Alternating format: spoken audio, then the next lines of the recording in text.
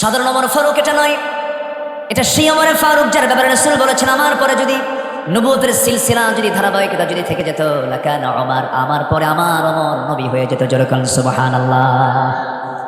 কেজরিওয়াল ভারতের মুখ্যমন্ত্রী ছিল, মহাত্মা গান্ধী পর্যন্ত বলতে বাধ্য হয়েছেন অশান্ত পৃথিবীকে শান্ত করার জন্য প্রেজেন্ট ওয়ার্ল্ডে ওমরের মতো, মুসলমানদের ওমরের মতো একটা শাসক বর্তমান দুনিয়াতে দারুণ প্রয়োজন। জোরে বলেন আল্লাহু আকবার। ওমর ফারুকের প্রশংসা কে করে নাই? একজন আদর্শ শাসক তিনি ছিলেন। রাতের আধারে মদিনায় ঘোরাফেরা করছিলেন, ঘোরাফেরার মাঝে হঠাৎ করে তার কানে মা বেটির কথোপকথন কনভারসেশন তার কানে চলে এলো। মা তার মেয়েকে বলছে, ও কলিজার টুকরা কন্যা সন্তান, আগামীকালকে কি বাজার করব, টাকা নাই পয়সা নাই, উটের দুধ তো কম হয়েছে, এই উটের দুধটা বেশি করার জন্য দুধের মধ্যে কিছু পানি মিক্স করো, পানি মিশায়া দাও। মেয়ে বলছে, মা এই কাজ আমার দ্বারা হবে না, এটা তো ধোকাবাজি হয়ে যাবে, ছলচাতুরি হয়ে যাবে, করা যাবে না। সঙ্গে সঙ্গে মা বলছে, আমার মেয়ে তুমি এখন তো অন্ধকার, কেউ তো আমাদের এখানে নাই, ওমরের পার্লামেন্টের লোকজন নাই, প্রশাসন নাই, পানি দিয়ে দাও। মেয়ে বলছে, বা মা তুমি আমাকে যার ভয়ে এখানে পানি দিতে বাধ্য করছো, প্রশাসন নাই, কিন্তু তুমি কি জানো আমরা দুজনের মাঝে এক নাম্বার রাজ সাক্ষী আমার আল্লাহ তাআলা সব কিছু দেখতেছে। জোরে বলেন সুবহানাল্লাহ।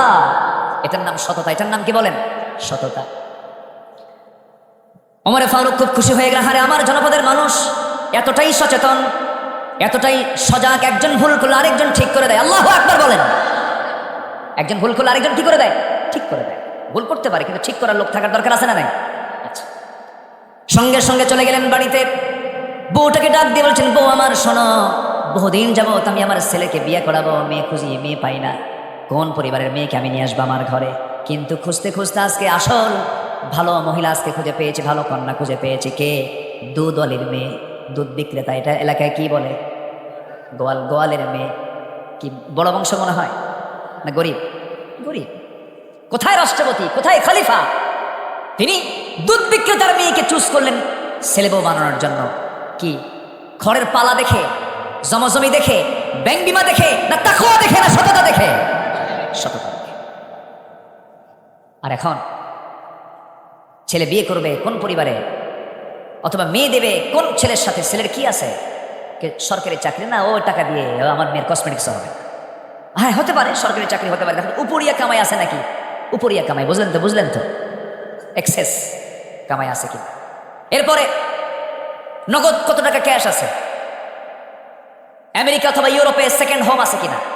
মঙ্গল গ্রহে অফিস আছে কিনা? কোন গ্রহে? মঙ্গল গ্রহে। এত কিছু লাগে, কিন্তু সুখ শান্তির জন্য অর্থ দরকার না সততা দরকার? অর্থ দরকার না সততা দরকার? আজকে যদি সততা নিয়ে যদি বেক্সিমকো গ্রুপের মালিক সালমান এফ রহমান যদি চলতেন, গোটা দেশের টপ একজন ধনী, টপ লিস্টেড ধনী, হলমার্ক কেলেঙ্কারি সহ কত ব্যাংকে শেষ করে দিয়েছে, আজকে তাকে এই শেষ বয়সে এসে এই জীবন তার উপহার পাওয়া লাগতো না। আসতে কোন কেন? এমনি বলছি না, মুখের দাড়ি ছিল বেচারাটার, আমার বড় দুঃখ লাগে। আমরা দাড়ি রেখেছি কিসের মহব্বতে? বলেন কোন মানুষের মহব্বতে? বলেন কোন মানুষের? আমারে যদি মেরেও ফেলে, আমাকে যদি মেরেও ফেলে, এই দাড়িতে আমি তো খুব লাগাতে পারবো না, আমি পারবো না, আমি পারবো না। এটা আমার রাসূলের সুন্নাহ, এটা রাসূলের সুন্নাহর কারণে আমি এটা রেখেছি। আমি এখানে খুর লাগাবো না। চিন্তা করেন, সামান্য একটু সময় বাঁচার জন্য দাড়ি কাটলো না, কত সুন্দর সাদা চুল কালো বানাইছে, দাড়ি সোজা করছে নাই, সাদা পাঞ্জাবি গেঞ্জি পরছে, পাজামা খুলে লুঙ্গি পরছে, মুড়িওয়ালা হয়েছে, কিওয়ালা অথবা মাছ বিক্রেতা, আবার ভুল করে গিয়ে আবার নৌকায় চড়ছে। কোস্টগার্ড তাকে ধরে ফেলেছে, ধরে ফেলে বলছে না, কোস্টগার্ড তাকে আগে ধরতে পারে নাই, ছিল আইনমন্ত্রীর সাথে। আইনমন্ত্রীকে ধরে বলে, স্যার চিনছে আপনি, চলেন থানায় যাই। আমি কি একা আসছি? আমি তো জামাতের সাথে আসছি। এ চিনি না তো, লোকটা কে?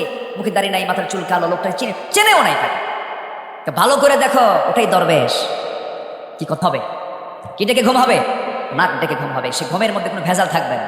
আর যখন পেঁচ লাগাবেন, মিথ্যা দিবেন, এই মিথ্যার সাক্ষী এই ওই দিস অ্যান্ড দ্যাট সব যখন জগাখুচুরি করবেন, ওষুধ ছাড়া, 4 প্রকার ওষুধ ছাড়া ঘুম হবে না। আসতে কোন কেন? তাহলে আমরা ইমানদার হব না মুনাফিক হব? বলেন বলেন, মুনাফিক হব না ইমানদার হব? ইমানদার হব। ইমানদারের মুনাফিক কখনো একরকম হতে পারে না। আল্লাহ রাব্বুল আলামিন সূরাতুল বাকারার কয় নম্বর আয়াত বলেন? 8 নম্বর আয়াত দিয়ে আমি তেলাওয়াত দিয়ে শুরু করেছি।